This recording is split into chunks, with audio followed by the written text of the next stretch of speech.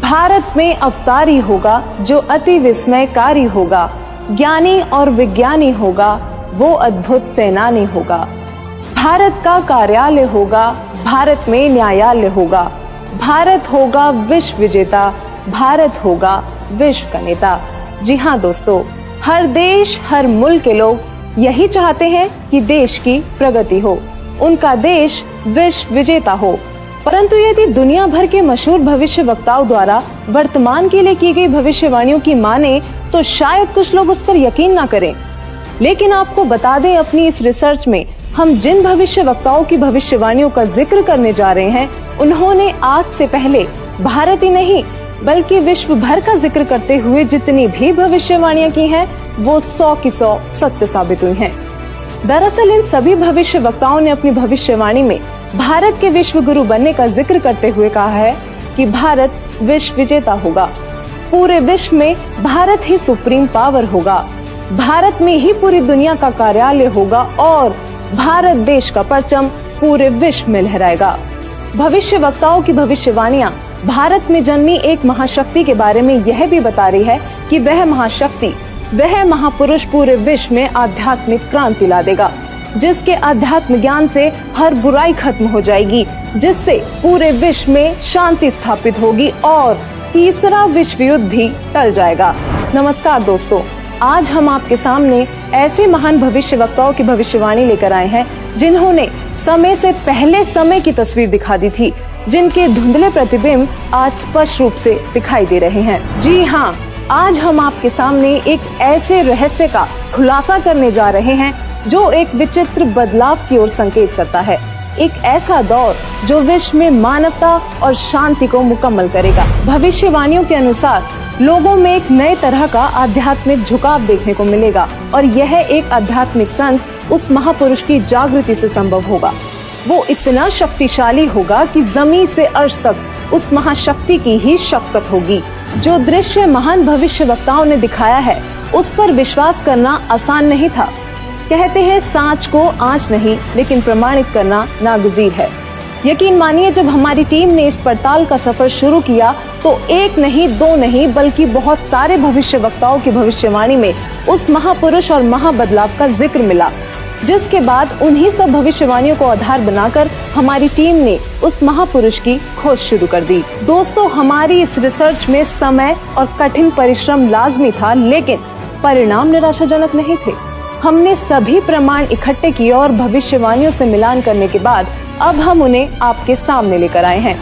हमारी टीम ने तो पता लगा लिया था, मगर अब वक्त था तो जनता को उस महापुरुष के बारे में अवगत करवाने का।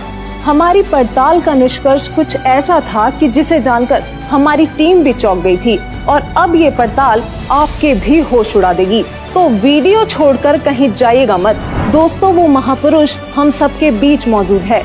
वीडियो को अंत तक देखिए और जानिए कि कौन है वो महाशक्ति। दोस्तों, बहुत से लोगों ने इन भविष्यवाणियों को अपने हिसाब से किसी किसी पर सेट करने की कोशिश की है। कुछ लोग ओशो को वह महाशक्ति बताते हैं तो कुछ जय गुरुदेव पंथ के प्रवर्तक श्री तुलसीदास जी को, कुछ भारत के माननीय प्रधानमंत्री श्री नरेंद्र मोदी जी पर ये भविष्यवाणी सेट करते हैं तो कुछों ने अन्य संतों व राजनेताओं पर सेट करने की कोशिश की है। लेकिन वास्तव में ये सभी भविष्यवाणियां बिल्कुल फिट किस महापुरुष पर बैठती है, यह जानकारी आपको हमारी रिसर्च को देखने के बाद खुद ब खुद मिल जाएगी। सबसे पहले हम आपको कुछ ऐसे महान भविष्य वक्ताओं की भविष्यवाणियों से रूबरू करवाते हैं जो अपनी सटीक भविष्यवाणी से विश्व विख्यात हैं।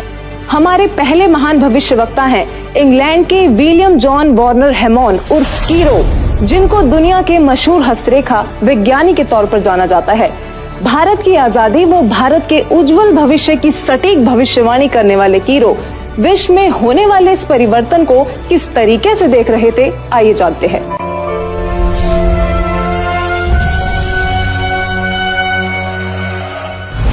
कीरो ने सन 1925 में लिखी पुस्तक में भविष्यवाणी की है, 20वीं सदी अर्थात सन 2000 ईस्वी के उत्तरार्ध में जन्मा संत ही विश्व में नई सभ्यता लाएगा जो संपूर्ण विश्व में फैल जाएगी। भारत का वह एक व्यक्ति सारे संसार में ज्ञान की क्रांति ला देगा।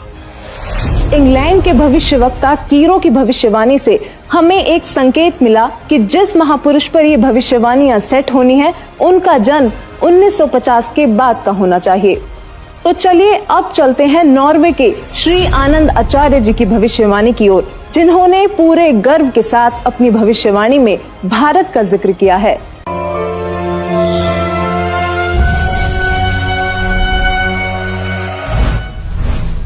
श्री आनंदाचार्य की भविष्यवाणी के अनुसार 1998 के बाद एक शक्तिशाली धार्मिक संस्था भारत में प्रकाश में आएगी, जिसके स्वामी एक गृहस्थ व्यक्ति की आचार संहिता का पालन संपूर्ण विश्व करेगा।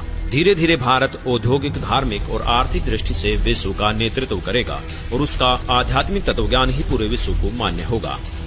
आनंद आचार्य जी की भविष्यवाणी से हमें एक और संकेत मिला कि वो महापुरुष गृहस्थी होगा। दोस्तों, ये कुछ ऐसी भविष्यवाणियां हैं जो शायद आपने कभी सुनी तो होंगी, लेकिन कभी उन पर गौर नहीं किया होगा। अब देखते हैं नवयुग के बारे में भविष्यवाणी करने वाले इजराइल देश के जाने माने भविष्यवक्ता प्रोफेसर हरार जी का क्या कहना है।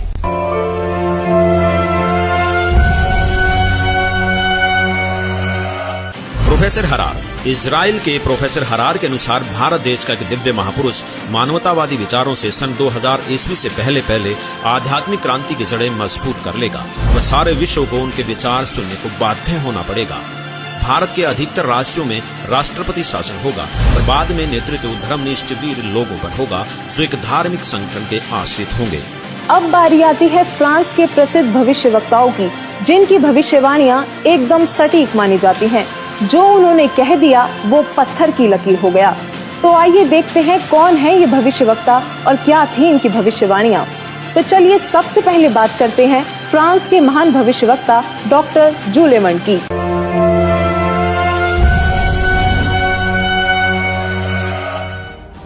डॉक्टर जूलेवर्न के अनुसार भारत से उठी ज्ञान की धार्मिक क्रांति नास्तिकता का नाश करके आंधी तूफान की तरह संपूर्ण विश्व को ढक लेंगी। उस भारतीय महान आध्यात्मिक व्यक्ति के अनुयायी देखते देखते एक संस्था के रूप में आत्म शक्ति से संपूर्ण विश्व पर प्रभाव जमा लेंगे। डॉक्टर जूलेवर्न ने भी उस महापुरुष का जिक्र करते हुए भारत का नाम लिया है। इन्होंने स्पष्ट कर दिया कि वो महान शक्ति भारत से ही उजागर होगी और पूरे विश्व पर प्रभाव डालेगी। मैं सीना ठोक कर कहता हूँ, मेरे सायरन को कोई रोक नहीं पाएगा और वह जरूर आएगा। ऐसा कहना था महान भविष्यवक्ता मिशेल दी नॉस्ट्रेडमस का, जो आज भी बहुत से लोगों के दिलों में अपनी जगह बनाए हुए हैं, जिनकी भविष्यवाणियों को आज तक कोई भी गलत सिद्ध नहीं कर पाया। उन्होंने जैसा कहा वही होता गया। नॉस्ट्रेडमस ने अपनी भविष्यवाणी में होने वाले इस महान परिवर्तन की तफसील से व्याख्या की है। तो आइए देखते हैं क्या कुछ बताया उन्होंने अपनी भविष्यवाणी में।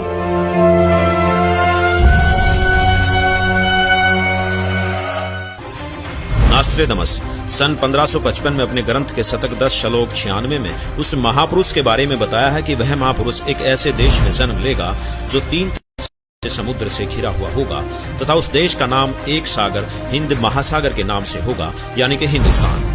दोस्तों, विश्व में हिंदुस्तान ही ऐसा देश है जो 3 ओर से सागर से घिरा है तथा हिंदुस्तान ही एकमात्र देश है जिसका नाम किसी सागर के नाम से मेल खाता है, हिंद महासागर। फिर शतक 20 श्लोक 25 में कहा है कि वो महापुरुष हिंदुस्तान में पैदा होगा।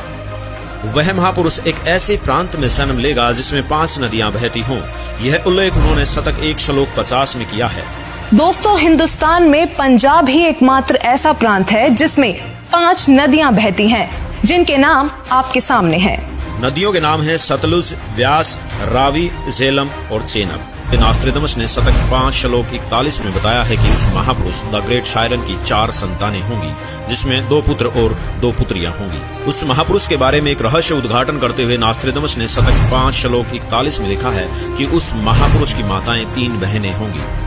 नॉस्ट्रेडमस ने शतक 6 श्लोक 70 में लिखा है कि मैं छाती ठोक कर कहता हूँ कि वह महापुरुष ऐसा ज्ञान बताएगा जो आज से पहले किसी ने नहीं सुना होगा। उसके ज्ञान को सुनकर सभी विद्वान कहलाने वाले धर्मगुरुओं को नतमस्तक होना पड़ेगा।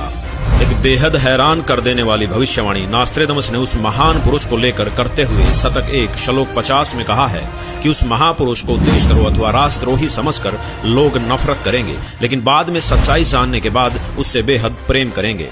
उसके द्वारा स्थापित आदर्श और विचारों का बोलबाला हर जगह हो जाएगा। नास्ट्रेडमस ने शतक 20 श्लोक 25 में कहा है कि वह न तो क्रिश्चियन ईसाई होगा न मुसलमान होगा, वह केवल हिंदू ही होगा।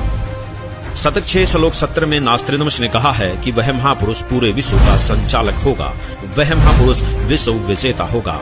शतक 2 श्लोक 79 में बताया है कि वह महापुरुष अपनी सत्य साधना बताएगा तथा इस क्रूर भूमि अथवा काल लोक से मुक्त करवाएगा। शतक 1 श्लोक 50 में कहा है कि वह महान पुरुष अपने ज्ञान के बल से सब राष्ट्रों को नतमस्तक कर देगा। मैं नास्ट्रेडमस आपको स्पष्ट कर दूं कि उस महान संत की उपेक्षा न करें। उस महान संत को आराध्य देव मानकर उसकी पूजा करना आपके लिए बहुत हितकारी होगा, क्योंकि वह आदि पुरुष परमेश्वर का अंश, दुनिया का तारणहार होगा। प्रसिद्ध भविष्यवक्ता नॉस्ट्रेडमस जी की भविष्यवाणी से काफी हद तक यह स्पष्ट हो गया था कि उस महापुरुष की क्या पहचान है। हमारी टीम ने उनके बताए हुए हर उस पॉइंट को नोट किया जो हमें महापुरुष की ओर ले जा सकते थे, और इन सभी तथ्यों को मद्देनजर रखते हुए हम आगे बढ़े और अपनी पड़ताल में अन्य भविष्यवक्ताओं की भविष्यवाणियां भी खंगालना शुरू किया। विकसित तथा विकासशील देशों में शुमार अमेरिका, वहाँ पर भी भारत और उस अवतारी पुरुष का जिक्र हुआ। तो चलिए अब रुक करते हैं अमेरिका के भविष्यवक्ताओं की भविष्यवाणियों का, जो इस प्रकार हैं। अमेरिका के न्यू जर्सी शहर की मूर्धन्य भविष्यवक्ता फ्लोरेंस, जो कि अपनी सटीक भविष्यवाणी से विश्व प्रसिद्ध हैं तथा जिनकी भविष्यवाणियों से भारत उम्मीद की किरण नजर आता है। दरअसल इस महिला भविष्यवक्ता ने उस महापुरुष के बारे में ऐसे ऐसे रहस्य खोले हैं जिन्हें सुनकर आप भी अचंभित रह जाएंगी। यह अक्सर उस महापुरुष को ध्यान लगाते समय देखा करती थी। तो आइए जानते हैं उन्होंने उस महापुरुष के बारे में क्या क्या रहस्य खोले हैं।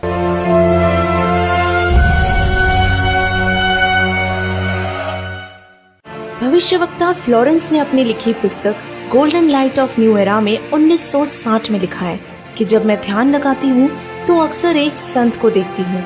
उसके सिर पर सफेद बाल है, न दाढ़ी है न मूंछ, वह गौर वर्ण का है।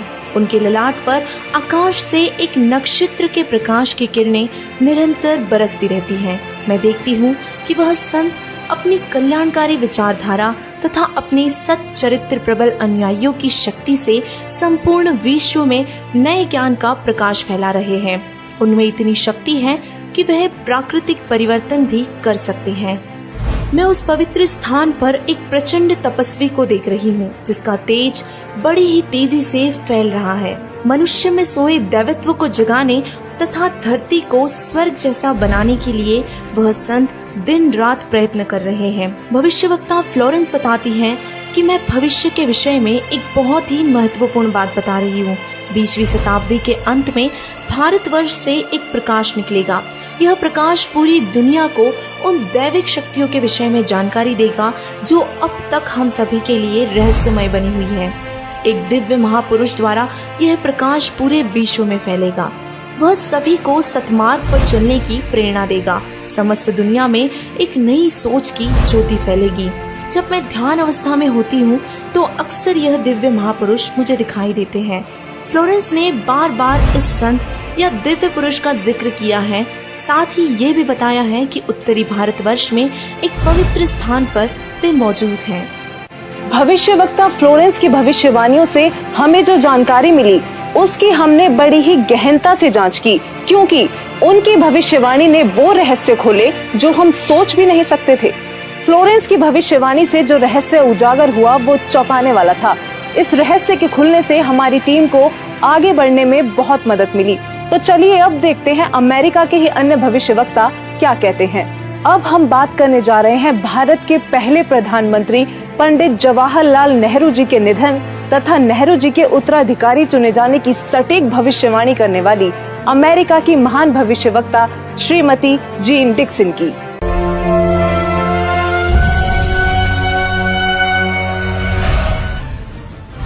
अमेरिका की महिला भविष्यवक्ता जीन डिक्सन में भविष्य दर्शन की जबरदस्त प्रतिभा थी। उनके अनुसार 20वीं सदी के अंत से पहले विश्व में एक घोर हाहाकार तथा मानवता का संहार होगा।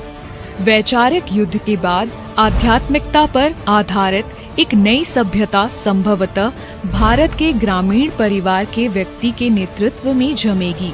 और संसार से युद्ध को सदा सदा के लिए विदा कर देगी।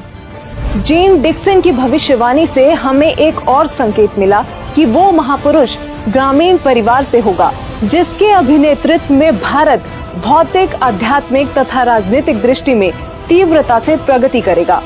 दोस्तों, अब हम उस महापुरुष के बेहद करीब थे, तो चलिए आगे बात करते हैं तीसरे विश्व युद्ध की भविष्यवाणी करने वाले अमेरिका के ही महान भविष्यवक्ता एंडरसन की, जिनकी भविष्यवाणियों ने रेखा अंकित प्रतिबिंब को प्रत्यक्ष कर दिया। आइए देखते हैं।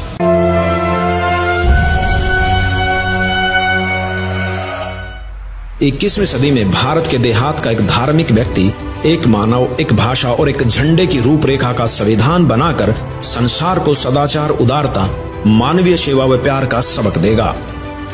एंडरसन जी की भविष्यवाणी भी 21वीं सदी की ओर संकेत कर रही थी, जिस दौरान वो महापुरुष एक भाषा, एक मानव तथा एक झंडे की रूपरेखा रखेगा।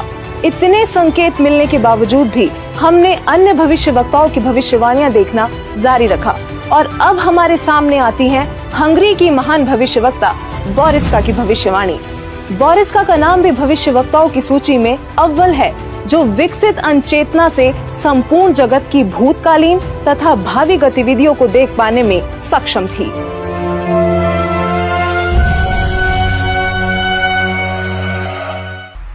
हंगरी की ज्योतिषी बोरिस्का के अनुसार इस आध्यात्मिक व्यक्ति के बड़ी संख्या में छोटे छोटे लोग ही अनुयायी बनकर भौतिकवाद को आध्यात्मिकता से बदल देंगे। मैं जानती हूँ कि जरूर इस वक्त आपके जहन में बहुत सारे सवाल आ रहे होंगे, लेकिन फिर भी बस एक बार धैर्य पूर्वक इस पूरी पड़ताल को देखते रहिए। यकीनन आपके सारे सवालों के जवाब आपको खुद ब खुद मिल जाएंगे। तो आइए आगे बढ़ते हैं और बात करते हैं महान भविष्यवक्ता वेजलेटिन की, जिनकी भविष्यवाणियां अक्सर अविश्वसनीय तथ्यों की उद्घोषणा करती हैं और जब वह पूर्ण सिद्ध होती हैं तो लोग विस्मित रह जाते हैं।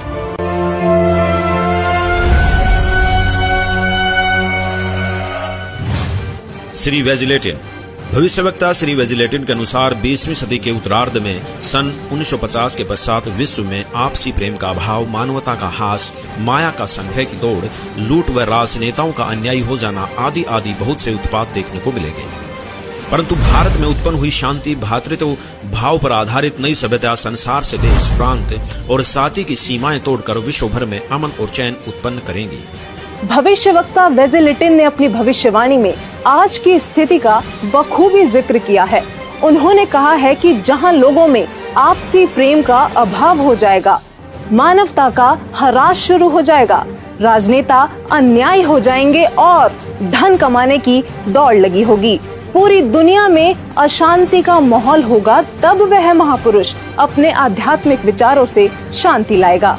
इस हाहाकार को मिटाने वाला महापुरुष बहुत ही जल्द पूरे विश्व में शांति लाएगा। दोस्तों, भविष्यवाणियों की पड़ताल का ये सफर हमारे लिए किसी चक्रव्यूह से कम नहीं था, लेकिन हमें यकीन था कि कहीं न कहीं ये सफर हमें हमारी मंजिल तक जरूर पहुंचा देगा। और ऐसा ही हुआ। क्योंकि वो महापुरुष भारत से है, तो विदेशों के इन सभी भविष्यवक्ताओं की भविष्यवाणियों से जो जो संकेत हमें मिलते गए, उन पर गौर करते हुए अब हम भारत के भी कुछ संतों की भविष्यवाणियों पर ध्यान देने लगे। तो चलिए सबसे पहले बात करते हैं सिख धर्म के गुरु श्री गुरु नानक देव जी की, जिनके बारे में हमें ज्यादा बताने की जरूरत नहीं, क्योंकि सब उनसे बखूबी परिचित हैं। उनकी पुस्तक जन्म साखी भाई बालेवाली में एक ऐसी भविष्यवाणी मिली है जो ये स्पष्ट करती है कि वो महापुरुष कौन होगा। तो आइए देखते हैं क्या है ये भविष्यवाणी।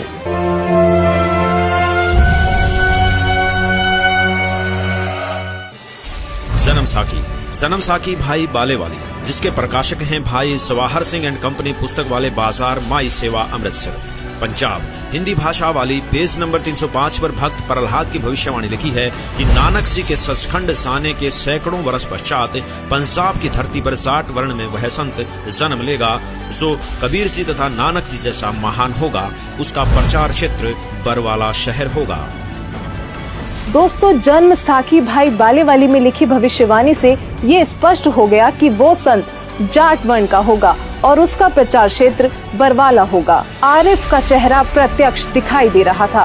हम करीब थे उस महापुरुष के जो रिवायतें बदलने में सक्षम थे। अब देखना यह था कि जाट जाति का संत कौन है और किसका प्रचार क्षेत्र बरवाला है। इसके साथ ही हमें अपनी अगली भविष्यवाणी में उस संत के जन्म का पता लगा।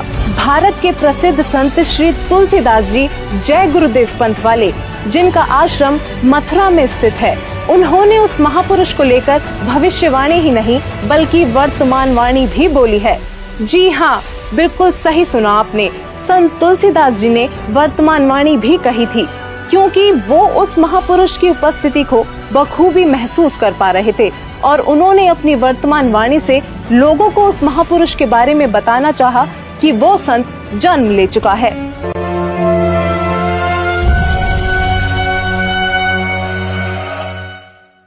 श्री तुलसीदास जी उर्फ जय गुरुदेव जी ने 7 सितंबर 1971 में भविष्यवाणी की थी, जो अपनी शाकाहारी पत्रिका में पेज नंबर 50 में लिखी है कि वह अवतार जिसकी लोग प्रतीक्षा कर रहे हैं वह 20 वर्ष का हो चुका है। यदि उसका पता बता दूं तो लोग उसके पीछे पड़ जाएंगे। अभी ऊपर से बताने का आदेश नहीं हो रहा है। मैं समय का इंतजार कर रहा हूँ। सभी महापुरुषों ने समय का इंतजार किया है और समय आने पर सबको सब कुछ मालूम हो जाएगा। श्री तुलसीदास जी द्वारा 28 अगस्त 1971 को की गई भविष्यवाणी अनुसार महापुरुष का जन्म भारतवर्ष के एक छोटे से गांव में हो चुका है और वह व्यक्ति मानव इतिहास का सबसे महत्वपूर्ण व्यक्ति बनेगा। उसे जनता का इतना बड़ा समर्थन प्राप्त होगा कि आज तक किसी को नहीं मिला है। वह महापुरुष नए सिरे से विधान को बनाएगा और वह विश्व के संपूर्ण देशों पर लागू होगा। उसका एक झंडा होगा, उसकी एक भाषा होगी। शाकाहारी पत्रिका का उपरोक्त वर्णन पुस्तक जय गुरुदेव की अमृतवाणी भाग 2 के 50 तथा 59 पर लिखा है, जिसकी लेखिका हैं दिव्या शर्मा तथा मुद्रक हैं अर्जेंट प्रिंटिंग प्रेस, पुराना बस स्टैंड, मथुरा। इसके साथ ही एक और भविष्यवाणी बाबा जय गुरुदेव उर्फ तुलसीदास जी द्वारा 28 अगस्त 1971 को की गई थी, जो शाकाहारी पत्रिका पृष्ठ 59 में लिखी है। संत तुलसीदास जी ने अपनी वाणी में यह स्पष्ट रूप से बताया कि वो संत पृथ्वी पर मौजूद है और 7 सितंबर 1971 को वह पूरे 20 वर्ष का हो चुका है। राजस्थान के भविष्यवक्ता बाबा रामदेव को कौन नहीं जानता। इन्होंने तो कमाल ही कर दिखाया है।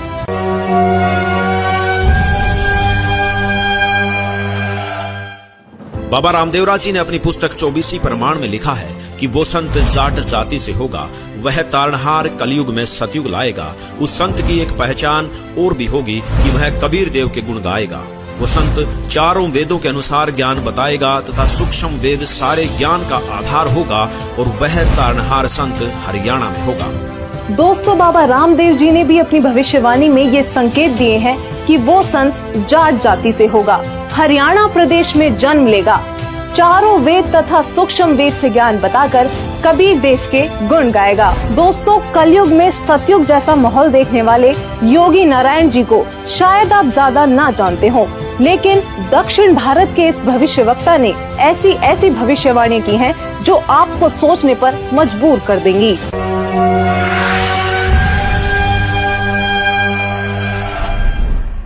दक्षिण भारत के कर्नाटक के योगी नारायण जी ने अपनी पुस्तक काल ज्ञान में उस महापुरुष के साथ साथ उनके द्वारा लाए जाने वाले राम राज्य का भी जिक्र किया है। योगी नारायण जी की भविष्यवाणी कहती है कि वह दैविक शक्ति वाला महापुरुष पूरे विश्व को एक करके पूरे साम्राज्य पर राज करेगा, सबका प्रभु बनेगा। वह महापुरुष उत्तरी भारत से हो सकता है, ऐसा संकेत दिया है। उस महापुरुष का शासन धर्म युक्त होने के कारण वर्षा अच्छी होगी, फसल भी अच्छी आएगी। जनता आने वाले समय में ज्यादा पैसों के पीछे ना पड़कर और अपने समय को बर्बाद ना करके तत्व चिंतन, आत्म कल्याण व लोक कल्याण के कार्य में मगन रहेंगे। वो सदियों से ठीक ना होने वाली बीमारी को प्रारब्ध के पाप का फल बोलते हैं, लेकिन उसके द्वारा दिए गए तारक मंत्र से उनके साम्राज्य में आपको प्रारब्ध कर्म के पाप का फल नहीं भोगना होगा और किसी भी प्रकार के असाध्य रोग ठीक हो जाएंगे। वाणी नंबर 22 पेज नंबर 225। उसके आदेश से शराब, तंबाकू, गांजा और भी जितने नशीले पदार्थ हैं उनको खाना पीना तो दूर, हाथ लगाने को भी निषेध होगा। प्रजा में ऊंच नीच का कोई भी प्रश्न नहीं रहेगा। सभी आपस में प्यार से मिलजुल कर रहा करेंगे। कौम, जाति, धर्म के नाम पर झगड़ा कराने वाले स्वार्थी नहीं रहेंगे। वाणी नंबर 23 पेज नंबर 229। इससे पहले बताई गई भविष्यवाणी में लोक प्रभु बनने वाला वो महापुरुष ब्रह्म विद्या धुरंधर गुरु होगा। अध्यात्म का पूर्ण जानकार होगा, पर ब्रह्म को बड़े साहस पूर्वक ढंग से बताएगा कि पूर्ण परमात्मा ही पूजा के योग्य है, पूर्ण ब्रह्म की ही पूजा करनी चाहिए। वाणी नंबर 24, पेज नंबर 235-236। वह महापुरुष अपने अनुयायियों को रेचक कुंभक यानी श्वास के जरिए अजप अजाप मंत्र देकर भक्ति साधना कराएगा। इससे मन संयमित रहेगा, इंद्रियों पर विजय प्राप्त होगी, मनोलय यानी मन में शांति होगी, अष्टसिद्धि तत्व ज्ञान युक्त होकर जीव मोक्ष की ओर बढ़ेगा। दर्शकों, सभी भविष्य वक्ताओं की भविष्यवाणियों की पड़ताल करने के बाद अब हमारे पास बहुत सारे तथ्य एकत्रित चुके थे, जिनको हमने एक साथ रखकर देखा तो एक पहेली जैसे सुलझ सी गई हो। अब हमारे सामने एक ऐसा डेटा था जिसके आधार पर हमने सभी संतों पर भविष्यवाणियां सेट करनी शुरू कर दी, चाहे वो ओशो हो या राधा स्वामी पंथ के प्रवर्तक श्री गुरविंदर सिंह जी, सतपाल जी महाराज हो या फिर बाल योगेश्वर आदि। दोस्तों, हमारी इस फेरियस्त में हर वो संत और महापुरुष मौजूद थे जिनका नाम अक्सर आपके जहन में आता होगा। आध्यात्मिक संत या महापुरुष ही नहीं, बल्कि हमने प्रधानमंत्री नरेंद्र मोदी जी जैसे राजनेताओं पर भी भविष्यवाणी को सेट करके देखा, लेकिन एक एक करके सभी संतों व राजनेताओं की छटनी होती चली गई और अंत में हमारे सामने थे एक ऐसे संत, एक ऐसे महापुरुष जिनके बारे में हमने सोचा तक नहीं था।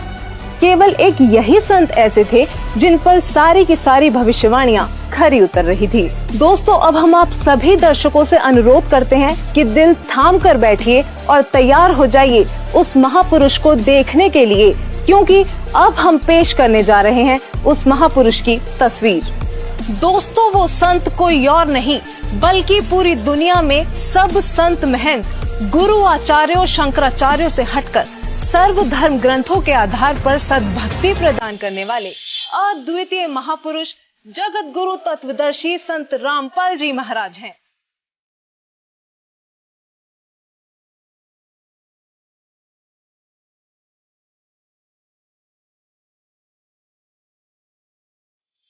जी हाँ, यही है वो महापुरुष जिनके विषय में देश और विदेशों के महान भविष्यवक्ताओं ने भविष्यवाणियां की हैं। दोस्तों, हमने इस सफर की शुरुआत में ही बताया था कि परिणाम आपको चौंका देगा। यकीनन संत रामपाल जी ही वो महापुरुष हैं जिन पर सभी भविष्यवाणियों का हर एक तथ्य पूरी तरह से फिट हो रहा था। अब बस आप वीडियो को अंत तक देखते जाइए, क्योंकि अब हम बारी बारी सभी भविष्यवाणियों को संत रामपाल जी से जोड़कर दिखाएंगे, जिससे आप स्वयं ये निर्णय कर लेंगे कि हमारी रिपोर्ट सही है या नहीं। तो चलिए सबसे पहले बात करते हैं उस पृष्ठभूमि की जहां वो महापुरुष अवतरित हुए। नोस्ट्रेदमस के अनुसार वह महापुरुष ऐसे देश से होगा जो 3 तरफ से समुद्र से घिरा होगा और उस देश का नाम भी एक सागर हिंद महासागर के नाम पर होगा, यानी कि हिंदुस्तान। अमेरिका की भविष्यवक्ता फ्लोरेंस और जीन डिक्सन का कहना है कि प्राकृतिक परिवर्तन भी कर सकने वाला वह महापुरुष उत्तर भारत के ग्रामीण परिवार में होगा। 28 अगस्त 1971 को जय गुरुदेव पंथ के प्रवर्तक श्री तुलसीदास जी ने भी उस महापुरुष का उल्लेख करते हुए कहा है कि उनका जन्म भारतवर्ष के एक छोटे से गाँव में हो चुका है। वह तारणहार संत हरियाणा में होगा। कुछ ऐसा ही कहना है राजस्थान के बाबा रामदेव राज जी का। इसके अलावा इंग्लैंड के कीरो और फ्रांस के जुलेवन जैसे भविष्यवक्ताओं ने भी उस महाशक्ति के बारे में भारत में ही होने के संकेत किए हैं। संत रामपाल जी का जन्म उत्तर भारत के छोटे से गांव धनाना, जिला सोनीपत, हरियाणा, जो कि पहले पंजाब प्रांत था, वहां एक ग्रामीण परिवार में हुआ। इंग्लैंड के भविष्यवक्ता कीरो ने उस संत का जन्म 20वीं सदी के उत्तरार्ध में अर्थात सन 1950 के पश्चात 1951 में हुआ बताया है। तो वही श्री तुलसीदास जी और जय गुरुदेव जी ने भी 7 सितंबर 1971 की अपनी भविष्यवाणी में बताया है कि वह महापुरुष 20 वर्ष का हो चुका है। संत रामपाल जी का जन्म 8 सितंबर 1951 में यानी कि 20वीं शताब्दी के उत्तरार्ध में हुआ है और श्री तुलसीदास जी द्वारा की गई भविष्यवाणी के अनुसार 7 सितंबर 1971 को संत रामपाल जी पूरे 20 वर्ष के हो चुके थे। फ्रांस के महान भविष्यवक्ता नोस्ट्रेदमस के अनुसार वह महापुरुष न ईसाई होगा और न मुसलमान, वह केवल हिंदू ही होगा। और इसी भविष्यवाणी का समर्थन जन्म साकी भाई बालेवाली में भी किया गया है कि वह संत जाट वर्ण का होगा और उसका प्रचार क्षेत्र बरवाला है। बाबा रामदेवरा जी ने अपनी भविष्यवाणी में बताया है कि वह संत जाट जाति से होगा तथा चारों वेदों और सूक्ष्म वेद से ज्ञान बताकर कबीर देव के गुण गाएगा। यहाँ संत रामपाल जी ही विश्व में एकमात्र ऐसे संत हैं जो हिंदू धर्म में जाट जाति से बिलोंग करते हैं और जिनका प्रचार क्षेत्र भी सतलोक आश्रम बरवाला, जिला हिसार, हरियाणा रहा है। वो सभी धर्म ग्रंथों के आधार पर कबीर देव जी का गुणगान करते हैं। नॉस्ट्रेडमस के अनुसार उस महापुरुष की 4 संतानें होंगी और उनकी माताएं 3 बहनें होंगी। यहाँ नॉर्वे के आनंदाचार्य जी ने भी यही बताया है कि वह महापुरुष एक गृहस्थ व्यक्ति होगा। ये भविष्यवाणी भी संत रामपाल जी पर पूरी तरह से खरी उतरती है। दरअसल संत रामपाल जी की माताएं 3 बहनें हैं।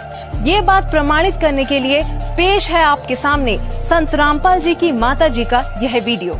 माता जी, क्या शुभ नाम है आप जी का? चंद्र देवी। माता जी, कौन से गांव से हैं आप? दमकन खेड़ी। माता जी, आप कितने भाई बहन हैं? 6 बहन भाई, 3 बहन 3 भाई। माता जी, आपकी जो 3 बहन हैं उनके क्या क्या नाम है? बड़ी लक्ष्मी, मेरा नाम धरा देवी, पुष्पा त्यारी। वहीं संत रामपाल जी महाराज जी की 4 संतानें, 2 पुत्र तथा 2 पुत्रियां भी हैं। अमेरिका के न्यू जर्सी शहर की भविष्यवक्ता फ्लोरेंस ने बताया कि वह महापुरुष गौर वर्ण के हैं, सिर पर सफेद बाल है, न दाढ़ी है और न मूछें। इन सभी भविष्यवाणियों का मिलान आप जी चाहें तो अपने आप भी कर सकते हैं। संत रामपाल जी गौर वर्ण के हैं, उनके सिर पर सफेद बाल है और वो बगैर दाढ़ी मूछ के रहते हैं। एक आश्चर्यचकित भविष्यवाणी करते हुए फ्रांस के नॉस्ट्रेडमस जी कहते हैं कि प्रथम तो लोग उस महापुरुष को देशद्रोही अथवा राजद्रोही समझकर नफरत करेंगे, लेकिन बाद में सच्चाई जानकर बेहद प्रेम करेंगे। दोस्तों, 2014 में संत रामपाल जी पर देशद्रोह का झूठा केस भी लगाया गया, लेकिन आज संत रामपाल जी की लोकप्रियता लोगों के सिर चढ़कर बोल रही है। कुछ और बातें जो भविष्यवाणियों में सामने आई वो इस प्रकार हैं। अमेरिका के भविष्यवक्ता एंडरसन के मुताबिक 21वीं सदी में वह महापुरुष एक मानव, एक भाषा व एक झंडे की रूपरेखा रखेगा। योगी नारायण जी के अनुसार उस संत के आदेश से शराब, तंबाकू, गांजा और भी जितने नशीले पदार्थ हैं उनको खाना पीना तो दूर, हाथ लगाने को भी निषेध होगा। वर्षा में ऊंच नीच का कोई प्रश्न नहीं रहेगा। सभी प्यार से आपस में मिलजुल कर रहा करेंगे और वह महापुरुष रेचक कुंभक यानी श्वास उश्वास के जरिए अजप्पा जाप मंत्र देकर भक्ति साधना कराएगा। वह पूर्ण परमात्मा को ही पूजा के योग्य बताएगा। दोस्तों, संत रामपाल जी श्वास उश्वास की क्रिया बताकर केवल पूर्ण परमात्मा की भक्ति कराते हैं। संत रामपाल जी से नाम दीक्षा लेकर करोड़ों भक्त उनके आदेश अनुसार नशीली वस्तुओं को हाथ तक नहीं लगाते और न ही किसी जाति पाति धर्म मजहब में भेदभाव करते हैं, क्योंकि संत रामपाल जी कहते हैं, जीव हमारी जाति है, मानव धर्म हमारा, हिंदू मुस्लिम सिख ईसाई कोई धर्म नहीं है न्यारा। अमेरिका की ही भविष्यवक्ता फ्लोरेंस बताती हैं कि वह संत अपनी कल्याणकारी विचारधारा तथा अपने सच्चरित्र प्रबल अनुयायियों की शक्ति से पूरे विश्व में नए ज्ञान का प्रकाश फैला रहा है।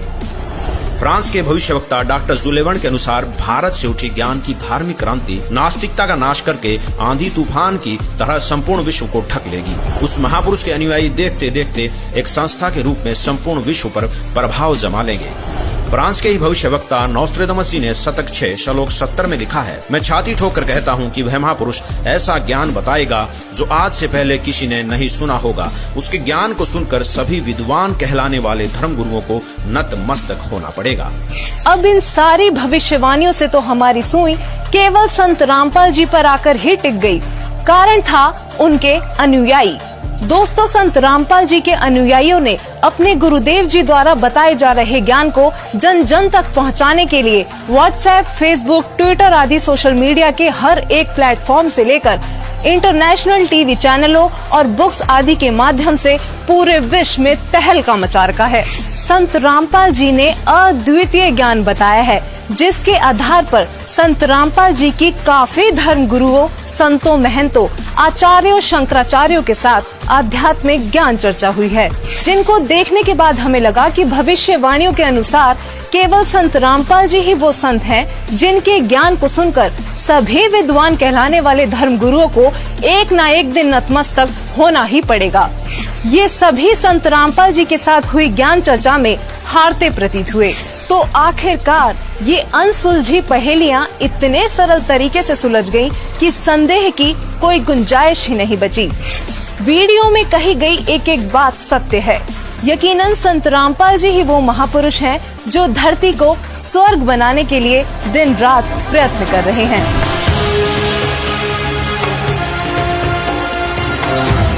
पर में पंथ प्रगट हो बाणी, ये वर्मा पंथ गरीबदास के पंथ में कहते हैं, मेरी महिमा की वाणी, मेरी लीला की वाणी पुनः प्रकट होगी उसके द्वारा, और शब्द हमारे का निर्णय ठानी। बर में पंथ प्रगट हो बाणी, हवे बाणी ये हवे है, और शब्द हमारे का निर्णय ठानी। अस्थिर घर का मरम ना पावे, ये 12 पंथ हम ही को ध्यावे। कि 12 पंथ तक, गरीबदास पंथ तक ये उस स्थायी स्थान पर नहीं जा सकते, सतलोक प्राप्ति नहीं कर सकते। फिर कहते हैं बर में पंथ हम ही चलावे, बर में पंथ में हम ही चलकर आवेंगे। गरीबदास वाले में आगे चल गए और सब पंथ मिटा के एक का पंथ चलावे। और कहते हैं अब परमात्मा ने कलयुग को 3 चरणों बांटा है। ये प्रथम चरण कलयुग निर्याना, तब मैं घर मांडो में दाना। प्रथम चरण कलयुग का उस समय समझो जब मैं घर से सह शरीर जाऊंगा, वो प्रथम चरण होगा। और बीचली पीढ़ी का कब होगा? 5505 बीत जाएंगे तब। अब देखो आगे ये बताया कि कलयुग ऐसे ऐसे बीतेगा।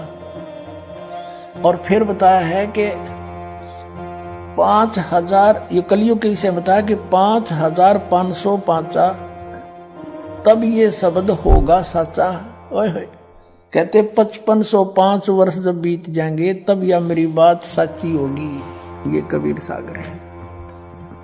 और इसके सवसम बोध नामक एक चैप्टर है और खंड इसका वही बोध सागर खंड है। 170 पृष्ठ से यहां से देखियो, ये सत्य कबीर वचन यानी परमात्मा के वचन है, लेकिन हमारे काम के ये यहां से हैं। 171 पृष्ठ से सवसम वेद बोध, सवसम वेद बोध यहां लिखा है 5 सहस और 500 जब 5 सहस और 500 यानी 5500 जब कलयुग बीत जाए, महापुरुष फरमान तब जग तारण को आए। अब 5 सहस और 500 यानी 5500 जब कलयुग बीत जाए, महापुरुष फरमान तब जग तारण को आए। 5500 जब कलयुग बीत जाएगा तब एक महापुरुष संसार का उद्धार करने के लिए आएगा और उसके पास सही फरमान होगा। फरमान माने वो मंत्र जाप आदेश। हिंदू तुर्क आदिक सब जेते जीव जहान और सत्य नाम की साख गहें, वो पावे पद निर्वाण। अब क्या बताया है कि हिंदू तुर्क, हिंदू और मुसलमान जो अलग अलग होंगे, और फिर और भी जो होंगे जैसे सिख और ईसाई आदिक यानी सभी जेते जीव जहान सतनाम की साख गए, ये पावे पद निर्वाण। तो निर्वाण माने मोक्ष, मोक्ष पद पाएंगे सब के सब वो सतनाम प्राप्त करके इस दास से, महापुरुष से। जैसे परमात्मा ने कहा था उस कबीर वाणी में कि सभी पंथों को मिटा के एक पंथ चलाऊंगा, उसके विषय में फिर दोहराया है कि वो कैसे एक होंगे। यथा सरित गण आप ही मिले सिंधु में धाये, सत सुकृत के मध्य में सभी पंथ समाये। क्या बताया कि जैसे सरित गण यानी नदियों का, नदियां, सरित गण माने नारी नारी नदी, और आप ही उस समुद्र में जाके वेग धाय माने शीघ्रता से मिल जाती हैं फटाफट। ऐसे उस सत सुकृत यानी उस सच्चे पंथ के मध्य जो हम चलाएंगे, उसमें तिमी माने उसमें सब ऐसे ही समाये जैसे सरिता दरिया अपने आप समुद्र में स्पीडते में जाकर मिल जाती, एक हो जाते हैं। ऐसे सत सुकृत के मध्य सब पंथ समाये, सब एक हो जाएंगे। अब क्या बताते परमात्मा धर्मदास, जो मैंने ये सवसम वेद में जो लिख दिया, जो वचन बोले हैं, ये जब लग पूर्ण होए नहीं ठीके को तिथिवार। ये ठीक क्या होती है? जैसे हमारे पहले पुराने समय में हम छोटे छोटे थे, जब यूं कहा करते कि एक व्यापारी भैंस ले गया और पैसे ना देता, आगे से आगे ठीक बता रहा है, आगे तागे समय धर रहा है, पैसे नहीं दे रहा। तो इस प्रकार यहाँ वो बताया है कि यो मैंने जो ठीक दर रखी है ना, ठीक वो निर्धारित समय कर रखा है कि धर्मदास जब तक वो समय नहीं आएगा ना, तब तक तो ये मेरी बात ये सब संवेद में लिखी हुई निराधार महसूस होंगी जो कपटी लोगों को। लेकिन जब वो समय ठीक का आ जाएगा ना, जब देखिए ढूंढा पाटेगा। अब देखो, अब हम फिर आगे कि जब लग पूर्ण होए नहीं ठीक को तिथिवार, और कपट चातुरी तब लो यो सब संवेद निर्धार। कहते हैं तब तक तो मेरे द्वारा ये बात कही गई सब संवेद वाली, ये गुप्त ज्ञान, सब संवेद माने गुप्त ज्ञान, जो पहले भी रब भी कहा है।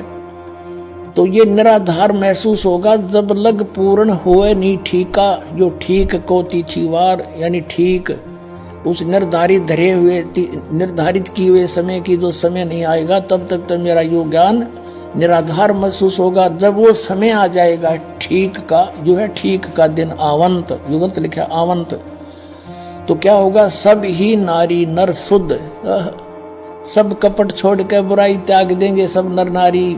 और जब ठीक का दिन आवंत, और कपट चातुरी छोड़ कर वो शरण कबीर गहनत।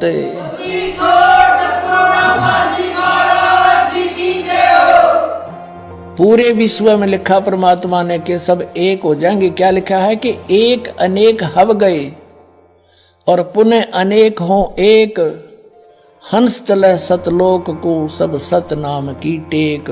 एक से हम अनेक बना दिए काल ने, हिंदू नारे, मुसलमान अलग, सिख नारे, ईसाई अलग से, और नरे धर्म बना दिए, और ये मजहब पंथ गणे बना दिए।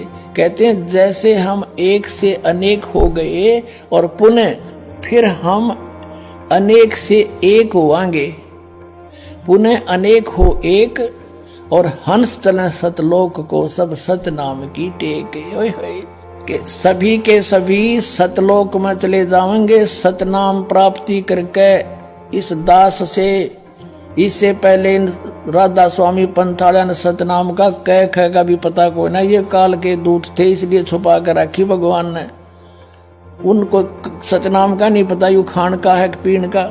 अब ये वास्तविक मंत्र आपको दिया जाएगा, इससे आप सबका मोक्ष होगा, पूरे विश्व में शांति। देखना आगे कितना कमाल किया है कि घर घर बोध विचार हो, मेरे ज्ञान का घर घर चर्चा चलेगी, और दुर्मति दूर बहाए, सबकी दुर्बुद्धि दूर हो जाएगी, हाहाकार मिट जाएगा, माया की दौड़, मिलावट, रिश्वतखोरी, आपस में लड़ाई खींचातानी, ये दुर्मति दूर बहाए, और कलयुग में एक होकर सब बरतें सहज शोभाए।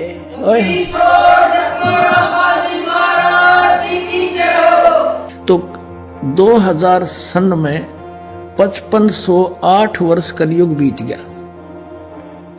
अब हम पीछे चले 5505 निकालने के लिए। 1997 में 5505 कलयुग बीता,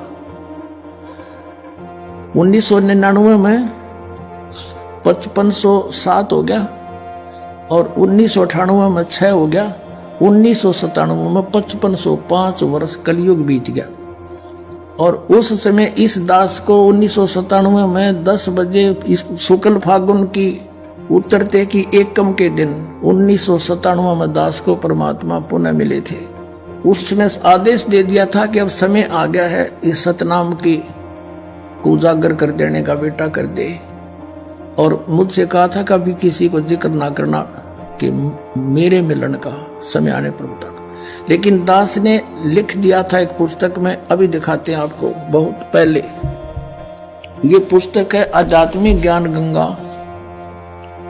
ये सन 2009 से चल रही है और 2005 में दास ने एक पुस्तक लिखी थी भक्ति और भगवान, उसमें भी लिख दिया था। अब देखना ये आध्यात्मिक ज्ञान गंगा, ये यहाँ अपने इस दास के द्वारा इसका सब सदग्रंथों के आधार से, इसके आधार से ये बनाई है। अब इसके पृष्ठ नंबर 538 पे ये है आध्यात्मिक ज्ञान गंगा और यथार्थ कबीर पंथ परिचय नामक विषय है। 538 पर यहां देखा, मुझ दास रामपाल दास को परमेश्वर कबीर साहिब जी संवत 2054 फाल्गुन मास शुक्ल पक्ष एकम मार्च 1997 को दिन के 10 बजे मिले थे।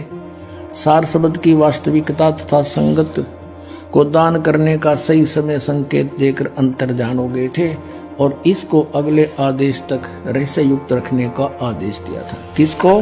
कि मैं मिला।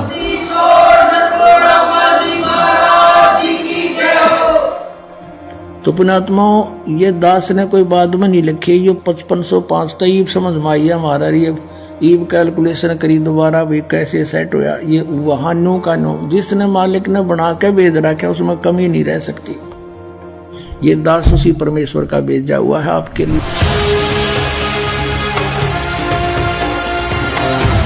तो क्या संत रामपाल जी महाराज की शरण में आने के बाद आपको कोई लाभ हुए? संत रामपाल जी महाराज जी की शरण में आने से हमारे जो माइंड में प्रॉब्लम रहती थी वो सही हुई और हमारी बेटी की जो निमोनिया थी वो भी ठीक हुई। हमारी आर्थिक स्थिति ठीक हो गई। मेरे हस्बैंड की जॉब नहीं होती थी, उनकी जॉब पहले पानीपत में लगी, कॉन्ट्रैक्ट पे लगे थे, 2-2.5 साल तक रहे। आज वो परमानेंट जॉब पे करनाल में लगे। आशीर्वाद मात्र से मेरे गले में जो कैंसर की गांठें थी वो बिल्कुल ठीक हो गई और मेरे दिल में छेद था वो भी संत रामपाल जी महाराज के आशीर्वाद मात्र से ही बिल्कुल ठीक हूँ मैं। छोटी मोटी बीमारी थी तो परमात्मा की दया से शरण में आने से संत रामपाल जी महाराज जी के वो भी बिल्कुल दूर हो गई, छोटी मोटी बीमारी जो थी। सदगुरु रामपाल जी महाराज की कृपा से यहाँ आने के बाद में ये नशा पता सब मेरा छूट गया, जबकि इतने कोशिश करने के बावजूद मैं नशे से एक पल भी दूर नहीं रहने पा रहा था। तो पहले बहुत नशे करता था, दारू गांजा भांग शराब जितने भी हैं टोटल नशे दास किया करता था। संत रामपाल जी की शरण में आने से पहले सबसे पहले तो मुझे एक लाभ हो गया, नशे छूट गए। कैंसर की बीमारी बिना ऑपरेशन बिना कुछ दवा के संत रामपाल जी महाराज जी ने चरणामृत प्रसाद दिया और आशीर्वाद दिया और भक्ति ज्ञान दिया और उसके बाद मैं तंदुरुस्त हूँ और दिन में अपना सब कुछ खाता हूँ, मुझे कोई समस्या नहीं है। सबसे बड़े लाभ ये हुआ है कि मेरे पापा जी हैं जिनको डायबिटीज बहुत ज्यादा ही रहती थी कि 500 से नीचे उतरने वाली डायबिटीज आज एकदम नॉर्मल है। गुरुदेव संत रामपाल जी महाराज से नाम दीक्षा लेने के बाद सदगुरु देव जी ने ऐसे दया करी कि जिस दिन मैंने नाम दीक्षा ली उसी दिन 5 साल से यानी रोटी नहीं खाई थी, लेकिन उसी दिन मैंने 4-5 रोटी खाई और मेरा जलन का रोग समाप्त होने लगा। संत रामपाल जी महाराज से नाम दीक्षा लेने के बाद मेरा कैंसर का रोग बिल्कुल ठीक हो गया, मैं बिल्कुल स्वस्थ हो गया। जो कबीर जी हैं वो पूर्ण परमात्मा हैं और सतगुरु रामपाल जी महाराज जी हैं वो कबीर परमात्मा के खुद अवतार हैं, इस धरती पे आए हुए हैं। उन्होंने ही सब रजा की है, उनकी ही दया से हमें सारे लाभ हुए हैं। जब मैं दोबारा गई पीजीआई, फिर वहाँ टेस्ट हुए तो सारे टेस्ट क्लियर हो गए। अब जो मेरी प्रॉब्लम थी तीसरे स्टेज पे थी वो मेरा कैंसर खत्म हो गया। हिंदी छोड़ सतगुरु रामपाल जी महाराज की शरण में जाने के बाद मैं आज कोई भी फ्रूट है कुछ भी है चाहे डस्ट है मेरे को वो बिल्कुल इफेक्ट नहीं करती है। I can eat everything, I can go anywhere, मैं कुछ भी मतलब आज करने में सक्षम हूँ। जब उस डॉक्टर से मेरी बात हुई तो डॉक्टर ने कहा ये तो सच में आपके गुरुजी का ही चमत्कार है संत रामपाल जी महाराज का, जो ये ठीक होगा, नहीं तो कैंसर पेशेंट कभी बचता नहीं है इस कंडीशन में। इतना खतरनाक इनको पॉइजन फैल चुका था, पूरा नसों में भर चुका था। उन नसों से ऑटोमेटिकली पॉइजन गायब होना, ये सबसे बड़ा चमत्कार ही है परमात्मा का।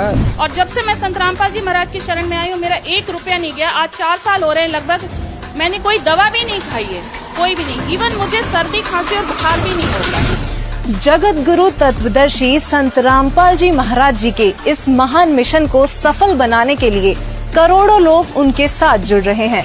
हमारी टीम का भी आप सभी से यही अनुरोध है कि दुनिया में महापुरुष कभी कभार ही आते हैं। इसलिए आप भी संत रामपाल जी महाराज जी के सत्संग सुनिए और शीघ्र अतिशीघ्र उनसे जुड़कर नाम दीक्षा लेकर अपना व अपने प्रियजनों का कल्याण करवाएं। धन्यवाद।